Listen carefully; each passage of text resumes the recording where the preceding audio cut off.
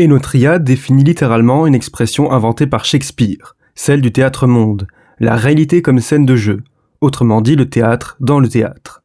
La grande majorité des personnages croisés dans ce jeu vidéo n'ont en effet aucune idée qu'ils sont en train de participer à une gigantesque comédie, dont vous, joueurs, êtes le seul à pouvoir les en sortir. Une sorte de Truman Show inversé, somme toute.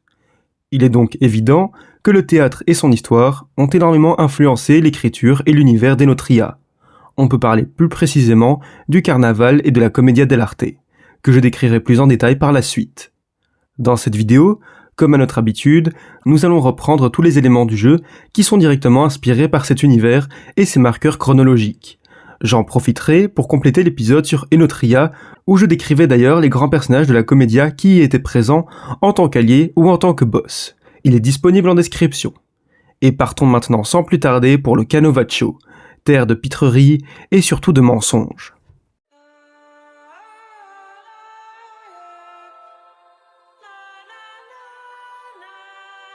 Rappelons tout de même, pour ceux qui l'ignoreraient, en quoi consiste le lore d'Enotria. Le Canovaccio, c'est en fait un monde créé à partir d'une certaine réalité par Arlecchino. Il s'agit d'un monde à son image, où tous ceux qui ont été invités malgré eux jouent sans le savoir des rôles dans l'immense comédie qu'il y écrit. Il s'y trouve également certains collaborateurs de l'instigateur de tout ceci, tels Spaventa, Balanzone ou encore Pantalone.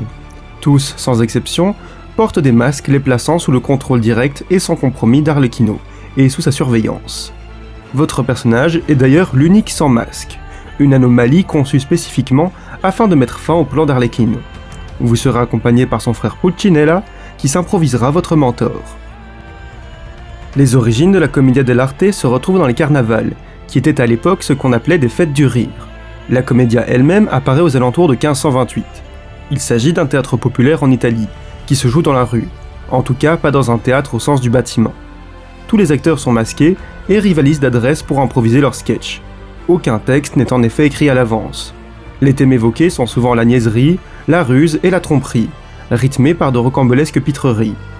Au fil du temps, plusieurs personnages vont finir par avoir une certaine récurrence dans les histoires, devenant des phares de ce type de comédie. On en retrouve plusieurs dans Enotria, tels Pantalone, Zani, Pulcinella, Arlecchino, Spaventa pour le capitaine, Balanzone pour il dottore, ou encore Colombine, à peine mentionné et oublié pour le jeu, qui dans la commedia est l'intérêt amoureux à la fois d'Arlecchino et de Pantalone. Je pense qu'il faut diviser cette analyse entre deux grands parties du Canovaccio. Les acteurs, donc les victimes, et Arlecchino, l'instigateur de tout cela. Commençons par les comédiens. Tout d'abord, il ne s'agit pas du tout de proches du grand architecte, mais de victimes absorbées dans son monde parallèle et exploitées en tant qu'acteurs forcés. Ce sont donc de simples gens du peuple, faisant le lien avec le fort aspect populaire de la commedia, qui était de plus joué dans la rue, en faisant un genre totalement unique des jeux théâtraux. D'ailleurs, tous ces comédiens prisonniers ne jouent pas en intérieur, mais en extérieur, et en fait n'importe où, vu que dans le Canovaccio, ils ne cessent jamais de jouer. Après, à voir si on peut dire qu'ils jouent vraiment en public, étant donné que ce monde créé de toutes pièces n'est qu'une sorte d'immense décor à part entière. On retrouve évidemment le côté pitrerie, étant donné qu'ils ont pour seul but d'amuser le grand personnage derrière le rideau. Cela fait le lien avec les carnavals aux origines de la commedia, ces sortes de grandes fêtes du rire. Pour finir sur cette partie, étant donné que les acteurs ne sont pas professionnels et que le monde artificiel est censé paraître naturel, il n'y a ni planification, ni texte prévu à l'avance. Toutes les interactions des comédiens sont ainsi improvisées, si on peut dire. Passons désormais au magicien d'Oz de cette histoire bien plus retorse que celle de Dorothy, Arlecchino.